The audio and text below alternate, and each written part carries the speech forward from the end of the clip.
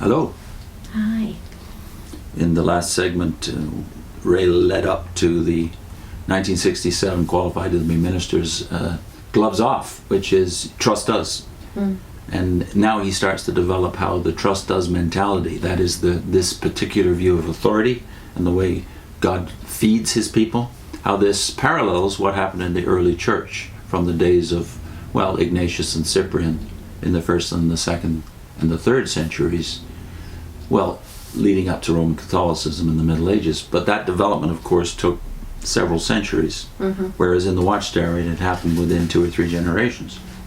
Ray goes on page 104, in earlier centuries, religious interpretations and rulings came to the people as from the church. In actuality, it came from the men who ran the church at that particular time, whether popes or other church theologians. But by the emphasis on the church, more so than on the particular men involved, submission to such dogma as authoritative was made more palatable. The same is true with the use of the term organization. During Rutherford's time, the fact that all his writings prominently carried his name, to some extent impeded the effect that can now be obtained with literature and articles whose authorship is, by policy, kept anonymous. Now the human author is covered by the mantle of the organization, and readers simply view what they read as from the organization. In reality, that means from the men who currently occupy the positions of authority in the organization. Witnesses are trained not to think that way, to feel guilty if they do. And that is precisely the way people in the 2nd and 3rd centuries were trained to think, so as to achieve a near total submission to the church, the controlling organizational authority. Just as the term church or ecclesia then came to have a double meaning, referring at times to the community of believers and at other times to the religious authority exercising control over the believers, so the word organization is used in 2 ways by the Watchtower organization. It can mean all who are witnesses worldwide, the witness community, or it can refer to those who form authority structure that directs and controls that community. It is generally not difficult to tell which way the term applies. If there is exhortation to trust, put faith in, be loyal to, listen to, show submission to the organization, it always applies in the second sense. This thought prevails in the minds of witnesses.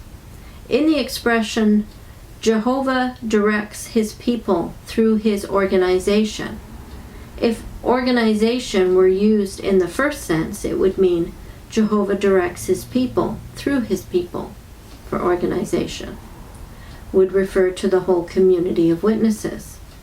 Such expressions occur regularly in the Watchtower publications and create no problem, simply because the minds of witnesses almost automatically relate the term organization to the authority structure based in Brooklyn. It thus takes on the same sense that the word church acquired in the post-apostolic period. As the individual then was made to feel dependent on the church for understanding the scriptures, so the individual witness is made to feel incapable of understanding the scriptures apart from the organization. They are told that to it alone, God's sacred word, the Bible, is not a sealed book.